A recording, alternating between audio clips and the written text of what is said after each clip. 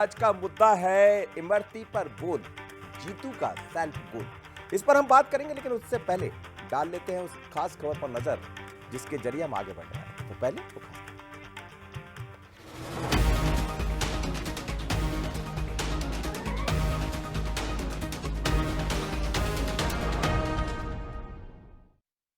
देखो, ऐसा है, अब इमरती जी का रस खत्म हो गया। जो अंदर चाशनी होती है, अब उनके लिए मैं कुछ बात। मध्य प्रदेश कांग्रेस अध्यक्ष जीतू पटवारी के इस बयान पर सियासी बवाल मचा हुआ है। गुरुवार को ग्वालियर में मीडिया के सवाल के जवाब में जीतू ने जैसे ही जवाब दिया, चुनावी माहौल में प्रदेश का सियासी पारा सारे रिकॉर्ड तोड़ता दिखा। शुक्रवार शाम होते होते बीजेपी ने चुनाव आयोग से शिकायत की तो डबरा थाने में इमरती देवी ने उनके खिलाफ एफआईआर दर्ज करा दी। कुल मिलाकर इमरती देवी सहित पूरी बीजेपी ने पटवारी के खिलाफ मोर्चा खोल दिया। ये अपना अपमान की बात है, बहुत बड़ा अपमान उन्होंने किया है। हमारा क्या, पूरे प्रदेश की महिलाओं का किया है। तो मैं तो ये समझती हूँ कि कांग्रेसों की मतलब उनकी सद्बुद्धि, भगवान उनको सद्बुद्धि दे। जितने बचे हैं, वैसे तो सफाई हो गई है और होने जा रही है, पूरी की पूरी कांग्रेस समाप्त हो जाएगी। कल एक कार्यक्रम के दौरान कांग्रेस पार्टी के प्रदेश अध्यक्ष श्री जीतू पटवारी द्वारा दिया गया वो बयान है, जिसने एक बार फिर यह साबित कर दिया कि कांग्रेस पार्टी का चरित्र, कांग्रेस पार्टी की मानसिकता महिला विरोधी है। इमरती देवी जो हमारी सम्माननीय है, उनके खिलाफ जो अमर्यादित टिप्पणी की है, उसकी महिला मोर्चा मध्य प्रदेश घोर निंदा करती है। पूरा मध्य प्रदेश महिला मोर्चा जीतू पटवारी की जहां भी सभा होगी काले झंडे दिखाएंगे। बीजेपी ने बयानों के बम तो फोड़े हैं, इंदौर में जीतू पटवारी के घर का घेराव भी किया। साथ ही ये ऐलान भी कर दिया कि जीतू जहां भी जाएंगे पार्टी उनको काले झंडे दिखाएगी। हालांकि बीजेपी के हमलों से पहले ही पटवारी ने अपने बयान को तोड़ मरोड़ कर पेश करने की बात कहते हुए इमरती देवी से माफी भी मांग ली। ऑडियो को लेकर मेरे से पत्रकारों ने सवाल किया, जिसमें मेरी केवल भावना उस सवाल को टालने की थी। उस संदर्भ में मैंने जो वक्तव्य दिया उसको तोड़ मरोड़ कर उसको गलत संदर्भ में प्रस्तुत किया जा रहा है। मैं इमरती देवी जी का जहाँ तक सवाल है, बड़ी बहन है मेरी, और चूंकि बड़ी बहन माँ जैसी होती है, फिर भी अगर किसी प्रकार की कोई ऐसी भावना ठेस पहुंची हो किसी की भी, तो मैं खेद व्यक्त करता हूँ, माफी चाहता हूँ। चुनावी माहौल में जीतू पटवारी के बयान ने सियासी आग में घी डालने का काम किया और बीजेपी को घर बैठे बड़ा मुद्दा भी थमा दिया। पहले ही कुनबे की टूट और कलह झेल रही कांग्रेस के खेमे में पटवारी का बयान बम की तरह गिरा। 24 के रण के बीच इमरती पर बोल पटवारी का सेल्फ गोल साबित होता नजर आ रहा है। बीजेपी इसका राजनीतिक फायदा उठाने की हर संभव कोशिश कर रही है, तो कांग्रेस फिलहाल बैकफुट पर ही नजर आ रही है। नमस्कार, मैं हूं मनोज सैनी। आज का मुद्दा में आपका स्वागत है और आज का मुद्दा है इमरती पर बोल जीतू का सेल्फ गोल। मुद्दा पर हम बात करेंगे, लेकिन उससे पहले हम डाल लेते हैं वो 3 सुलगते हुए सवालों पर नजर जो आज इस खबर की इर्द गिर्द है। तो पहला सवाल, क्या जीतू पटवारी का बयान कांग्रेस के लिए सेल्फ गोल है? क्या हमेशा की तरह कांग्रेस ने चुनाव के वक्त बीजेपी को मुद्दा दे दिया? और तीसरा सवाल है, क्या पटवारी के बयान को भारतीय जनता पार्टी नारी अस्मिता से जोड़कर बड़ा मुद्दा बनाएगी? समझिएगा आप कि जब जब इस तरह की बात होती है, ये कहा भी जाता है कि तोल मूल के बोल, पहले अपने बोल पर तोल लीजिए थोड़ा सा, फिर बोलिए। और खास बात यह होती है कि चुनाव का जब वक्त हो तब तो ज्यादा संभलने की जरूरत होती है। मंतव्य क्या रहा जीतू पटवारी का, ये जीतू पटवारी जी ने कह दिया है। लेकिन भारतीय जनता पार्टी हो या कांग्रेस, ऐसे समय कोई मुद्दा हाथ लग जाए तो वो उसको छोड़ते भी नहीं है, और यही इसमें दिखाई दे रहा। और इसीलिए लगता है क्या ये जीतू का सेल्फ गोल हो गया इमरती के बोल को लेकर। तो आज समझते हैं यही हमारा मुद्दा रहेगा, लेकिन इस पर हम आगे बढ़े उससे पहले मुख्यमंत्री डॉक्टर मोहन यादव ने भी कुछ कहा है, उसको सुन लेते हैं, फिर अपने मेहमानों से मैं आपका परिचय कराऊंगा। मुझे बड़ा दुख होता है, कांग्रेस के नेता जिस ढंग से महिलाओं बहनों के लिए बात करते हैं, ये उनके लिए डूब मरने के बराबर है। और अब कहाँ गई प्रियंका जी जो कह रही कि मैं लड़की हूँ, लड़ सकती हूँ। लड़े वो अपने वर्तमान के प्रदेश अध्यक्ष से, जो इमरती देवी जी का कितना गंदा भाषा बोल करके मुझे तो बोलने में शर्म आती है। ये महिलाओं का अपमान, ये कांग्रेस का चरित्र है। इनके बड़े नेता भी कमलनाथ जी महिलाओं को आइटम बताते थे। दिग्विजय सिंह जी की भाषा में टंच महल था। ये कांग्रेस के नेताओं की भाषा, जैसी दृष्टि वैसी सृष्टि। उम्मीद करता हूँ कि तुरंत उनको अपने पद से इस्तीफा देना चाहिए और कांग्रेस को ऐसी कड़ी कार्रवाई करना चाहिए। राजनीति में यही होता है कि आपने एक बार कुछ ऐसा बोल दिया तो फिर पुराने बयान भी याद आने लगते हैं। और इसीलिए डॉक्टर मोहन यादव जब बोल रहे थे तो 2023, उससे पहले बाकी के चुनाव, वो तमाम तरह की बातें याद कर लिए, 18-20 के चुनाव को भी। पर आज समझते हैं कि आखिर ये मुद्दा जाएगा कहाँ तक, इसका क्या मायने निकाले जाए और किस पर इसका कितना असर पड़ेगा। मेरे साथ 3 मेहमान जुड़ रहे हैं। पंकज चतुर्वेदी जी है, भारतीय जनता पार्टी के प्रवक्ता। पंकज जी, आपका बहुत स्वागत है। और स्टूडियो में मौजूद है मेरे साथ हमारे न्यूज हेड शरद द्विवेदी जी। सर, आपका बहुत स्वागत है। मिथुन अहिरवार जी है, प्रवक्ता कांग्रेस के, आपका भी बहुत स्वागत है। तो सबसे पहले मैं शरद जी के पास ही चलना चाहूँगा। शरद जी, बात बड़ी इसलिए हो जाती है, कई बार ये कहा भी जाता है कि पहले तोलो फिर बोलो, लेकिन ये बार बार हो जाता है। और एक बयान, चाहे वो हम गुजरात के चुनाव को याद करें या मध्य प्रदेश के चुनावों को याद करें, फिर वो बयान में बयान जुड़ते जाते हैं और मुश्किल। ये बात अलग है कि जीतू पटवारी जी का मंतव्य कुछ अलग रहा होगा, लेकिन अब तो चल पड़ा है। देखिए, उन्होंने माफ़ी मांग ली है। सबसे बड़ी चीज़ ये होती है कि आप अगर उसको दाएं बाएं करते रहें और ये कहें कि नहीं साहब, मेरे बयान को गलत अर्थों में समझा गया। उन्होंने बिना किसी लाग लपेट के ये कहते हुए कि मेरी बड़ी बहन है और बड़ी बहन भारतीय संदर्भ में मातृत्व शक्ति की तरह, माँ की तरह होती है, तो उन्होंने तो बिल्कुल एक ऐसा स्टैंड ले लिया है जिसके बाद अगर आप कहें कि पटाक्षेप ही होता है इसके बाद। लेकिन चूंकि ये राजनीति है, चुनाव का वक्त है, तो भारतीय जनता पार्टी इसको छोड़ने वाली नहीं है, इस इश्यूज़ को, इस मुद्दे को, और इसको वो आगे ले जाने की कोशिश ज़रूर करेगी। हाँ, ये ज़रूर है कि आप जब संवेदनशील महिलाओं से जुड़े विषय, बच्चों से जुड़े विषय, मुझे हमेशा मनोज जी याद आता है और अनिल माधव दवे जी की वो बात, जो कैंपेन खड़ा करते थे बीजेपी का, वो कहते थे बुजुर्ग, महिला और बच्चों पर कभी भी कोई टिप्पणी कैंपेन के दौरान नहीं होनी चाहिए। बतौर भारतीय जनता पार्टी के एक कैंपेन निर्माण करने वाले स्ट्रैटेजिस्ट के तौर पर मैं इसका बहुत ध्यान रखता हूं कि ये 3 लोग कभी निशाने पर ना हो, बुजुर्ग, महिला और बच्चे। तो ये बिल्कुल सही बात है कि जब आपको याद होगा, कमलनाथ जी ने भी एक टिप्पणी कर दी थी ठीक चुनाव के समय, वो शायद उपचुनाव का समय था, जब उन्होंने इन्हीं इमरती देवी को लेकर टिप्पणी की थी, मीनाक्षी नटराजन जी को लेकर एक टिप्पणी थी। ये सारी टिप्पणियाँ फिर आगे बढ़ती रहती हैं, आरोप लगते रहते हैं। हालांकि जीतू पटवारी का स्टैंड ठीक है कि उन्होंने बिना शर्त किसी दाएं बाएं जाए हुए उन्होंने माफ़ी मांग ली है, लेकिन मुझे नहीं लगता कि भारतीय जनता पार्टी अब इस इशू को छोड़ेगी और उनकी घेराबंदी और उनको महिला वोटर्स के बीच में क्वेश्चनेबल करने की कोशिश वो करती रहेगी। बिल्कुल, आपने ठीक कहा। पंकज जी, सवाल यही है कि क्षमा बड़न को चाहिए, छोटन को अपराध, ये कहा भी गया है, उत्पात। और जब कोई कह भी दिया, कोई गलती ऐसी हो गई और जब क्षमा मांग ली गई, तो क्षमा के बाद तो चीजें खत्म हो जाना चाहिए। लेकिन राजनीति है, आप भी कहाँ मानने वाले? नहीं मनोज जी, सवाल भारतीय जनता पार्टी के मानने न मानने का नहीं, सवाल कांग्रेस पार्टी की उस प्रवृत्ति का है सर।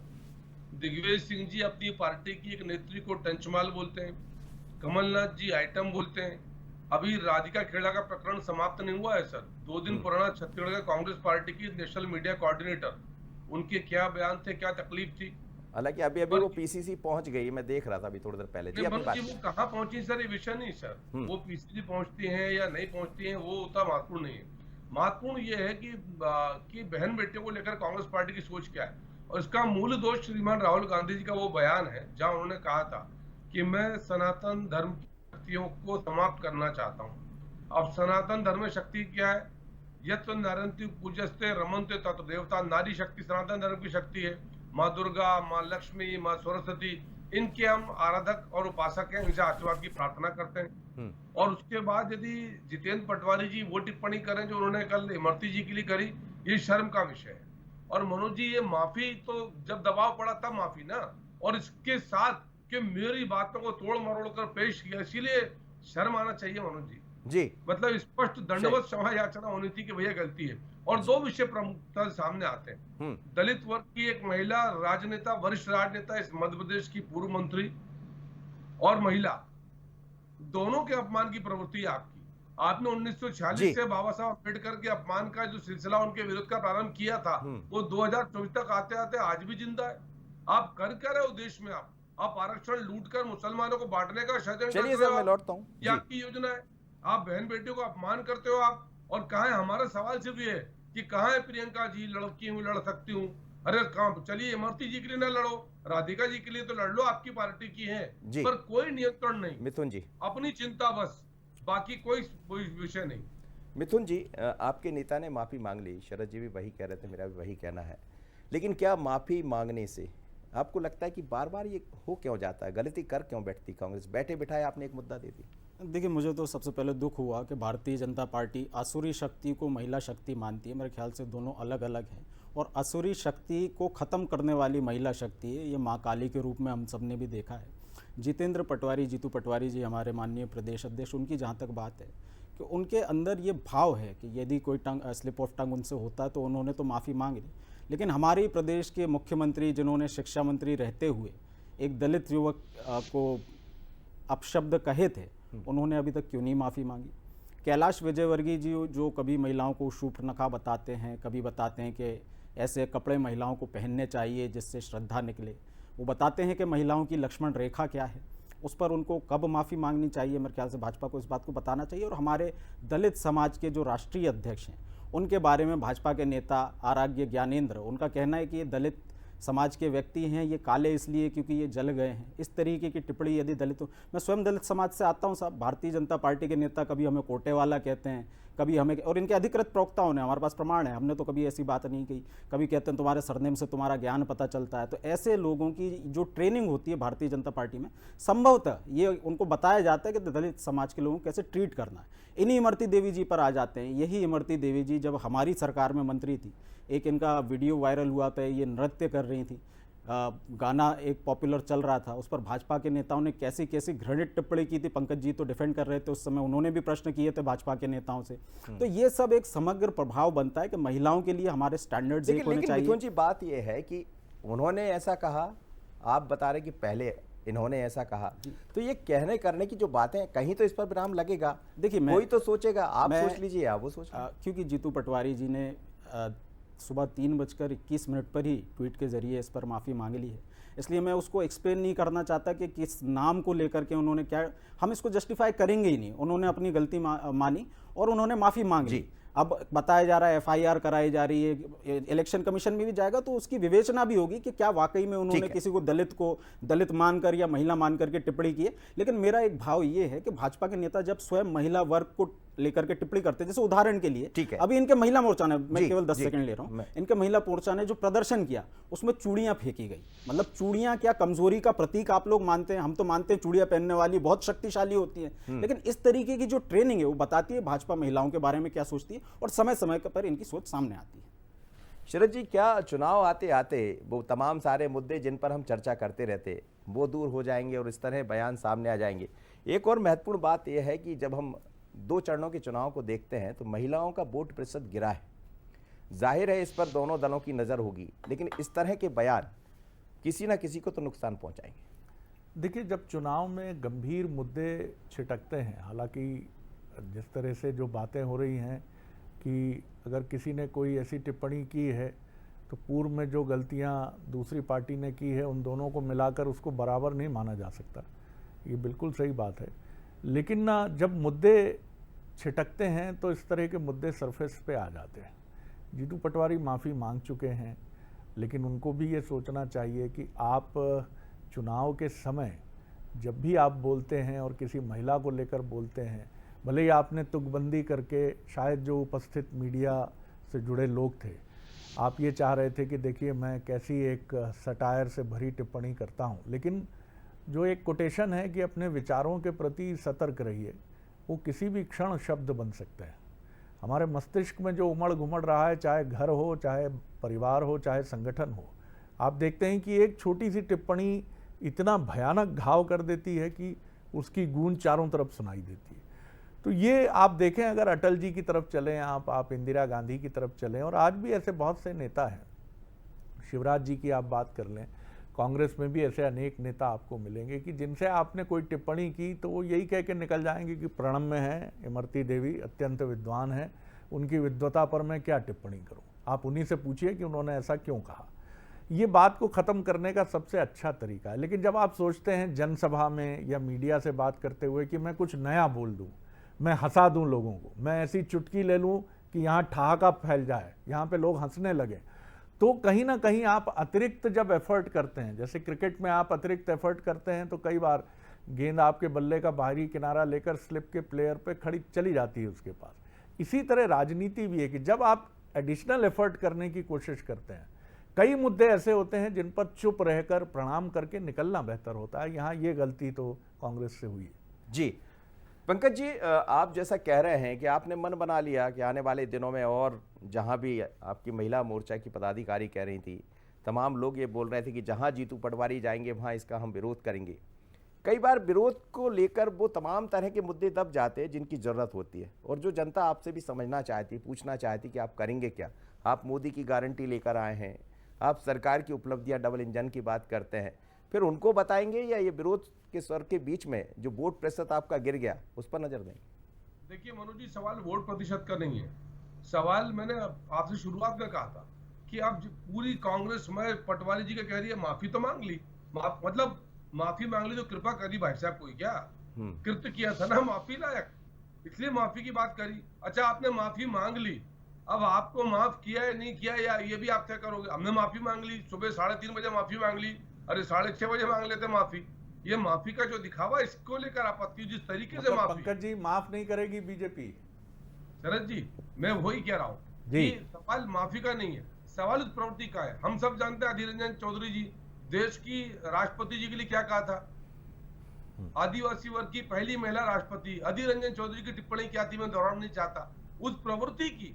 और राहुल गांधी जी का बयान सुने सर, स्पष्ट तौर पर उन्होंने कहा कि मैं सनातन नहीं, वो सर फिर बात तो उसी तरफ, पंकज जी बात तो उसी तरफ जाएगी। मिथुन जी भी कुछ गिना रहे थे पहले बहुत आपके नेताओं के बयान, तो फिर यही वो कह रहे हैं उन्होंने तो माफी मांगी नहीं, अब यही सब चलता रहेगा चुनाव। नहीं, एक बड़ा सवाल ये भी है मनोज कि क्या माफी के बाद कुछ बचता है? क्या बचता है माफी के बाद? अगर कोई व्यक्ति ये कह देता है कि उससे गलती हुई है, उसके बाद क्या शेष रहता है?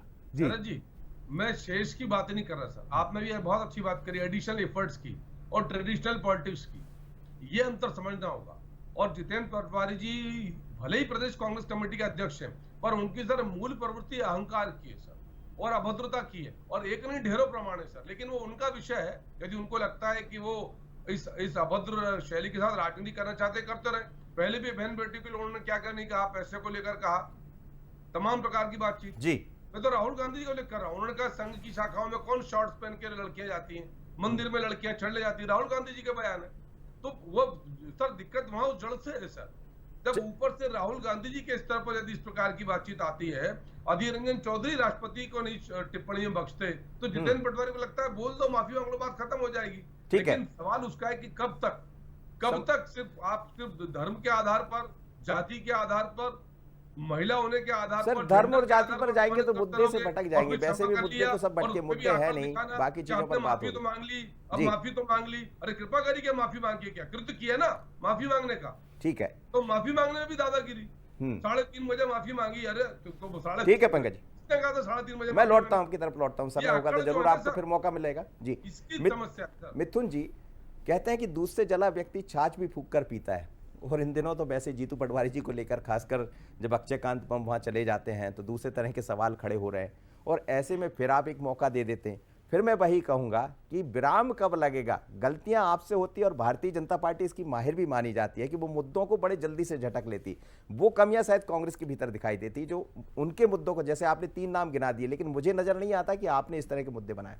देखिए, ऐसा नहीं है कि गलती केवल कांग्रेस से होती हैं, गलतियां किसी से भी हो सकती हैं। कई बार किसी भी व्यक्ति से, जैसे प्रधानमंत्री कभी कह देते हैं गर्लफ्रेंड की कीमत क्या होनी चाहिए, कभी उनके मुख से बयान आता है लड़की बेचेगी तो ज़्यादा बिकेगा, तो मुझे लगता है किसी से भी ये भाव किस बात का है। ये जो कह रहे हैं कि 3:30 बजे माफ़ी मांग ली, कोई ऐसा नहीं। मैं कह रहा हूँ ये कृपा भाजपा के नेता कब करेंगे, कब उन्हें एहसास होगा कि उनके महिलाओं के प्रति जो घृणित बयान है उन पर माफ़ी मांगनी चाहिए। सदन में यदि वो कुछ देखते पाए जाते हैं तो भारतीय जनता पार्टी तो तरक्की देकर के साहब उनको मंत्री बना देती है। भाजपा इस महिला विरोधी सोच से आगे कब आएगी, मैं तो ये पूछना चाहता हूँ। जिस विषय को लेकर के हम लोग चर्चा कर रहे थे, इस सब में भाजपा मुद्दों को ये जरूर भुलाना चाहती है। इमरती देवी जी ने जीतू पटवारी जी के एक बयान पर FIR कराने की बात की।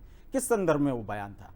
उस संदर्भ में कि इमरती देवी जी फूल सिंह बरैया जो कि कांग्रेस के प्रत्याशी हैं, उनके समर्थन में वोट मांग रही हैं एक ऑडियो, उसके लिए उन्होंने कोई भी FIR नहीं कराई कि ये ऑडियो जो है फर्जी है, ये वायरल किया जा रहा है, IT एक्ट लगाऊंगे, कुछ नहीं किया। मतलब कहीं ना कहीं वो बात सही। तो इमरती देवी जी क्योंकि भारतीय जनता पार्टी में वो नाराज हैं, उनका दुख बार बार सामने आ जाता है। सिंधिया साहब को मुख्यमंत्री महाराज जी को नहीं बनाया, कभी वो कहती हैं कि साहब मुझे ऐसी सीट से टिकट देते हैं कि साहब वो मैं जीत नहीं पाती हूँ पारंपरिक रूप से। तो ये सब जो बातें हैं, मैं तो भारतीय जनता पार्टी से पूछना चाहता हूँ महिलाओं के मुद्दों का क्या?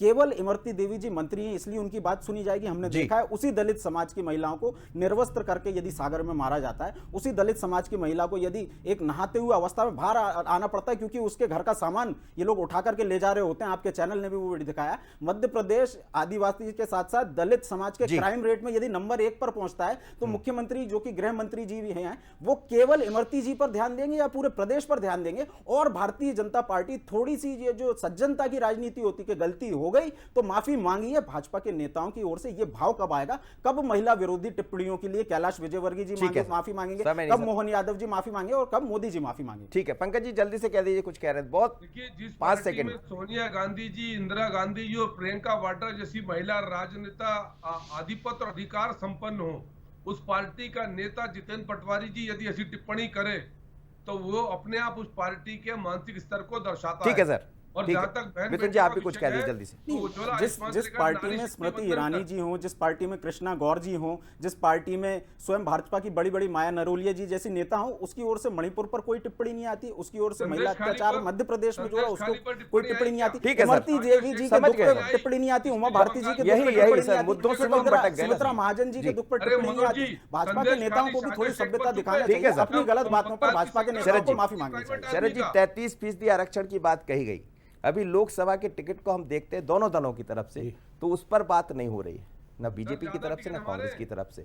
महिलाओं के उत्थान के लिए तमाम तरह की बातें कही जाती, बात उस पर नहीं होती है, लेकिन बात जाकर यहां ठहर जाती कि उन्होंने ये कहा, इन्होंने ये कहा। बिल्कुल आपने सही कहा। देखिए ये राजनीति है, अब ये मसला राजनीति के भंवर में गोल गोल घूम रहा है और घूमेगा, लेकिन ये जनता पर छूटेगी बात कि जनता इस मसले को लेकर क्या सोचती है। बॉटम लाइन यही है मनोज कि बोलते समय सावधानी बरतना बहुत ज़रूरी है, क्योंकि आप प्रदेश के आइकॉन हैं, आप प्रदेश के एक नामचीन नेता हैं, चाहे बीजेपी के हों, चाहे कांग्रेस के हों, चाहे राष्ट्रीय संदर्भ के हों, चाहे प्रादेशिक संदर्भ के हों। आपकी भाषा, आपकी वाणी को पूरा प्रदेश 7.5 करोड़ जनता सुनती है। आपसे ऐसी बातें आनी चाहिए कि लोग ठिठक कर उसको सुने, और ऐसी बातें खुद जीतू जी भी ये सोच रहे होंगे इस समय कि पता नहीं किस माइंडसेट में ये बात निकल गई। आप इससे बचे तो ज़्यादा बेहतर होगा। क्षमा मांग लिया आपने, बहुत अच्छी बात है, इसके बाद बहुत अधिक कुछ बचता नहीं है, लेकिन फिर भी चुनाव का समय है तो एक मुद्दा बीजेपी को बनाने का मौका मिला है और वो पीछे नहीं हटेगी। बिल्कुल आपने ठीक कहा, बहुत धन्यवाद आप तीनों मेहमानों का मेरे साथ जुड़े। लेकिन आपको याद होगा ये कहावत भी है, ये कहा जाता है कि तर्कस से निकला हुआ तीर और मुंह से निकला हुआ लफ्ज जब कभी वापस नहीं आता है, और जब चुनाव का दौर हो तो फिर वो तो सिर चढ़कर बोलता है, और यही इस समय दिखाई दे रहा। आने वाले दिनों में और कहाँ जाएगा ये मुद्दा, कि अब जिन मुद्दों पर बात होना चाहिए उन मुद्दों पर भी दोनों दल दिखाई देंगे। और अभी तो यही कहा जा सकता है कि महिला का मुद्दा गरमाने वाला है, क्योंकि चुनाव चल रहा है। मुझे दीजिए इजाजत, बने रहिए बंसल न्यूज़ पर। आगे देखिए कांग्रेस की आग, बीजेपी का राग। नमस्कार।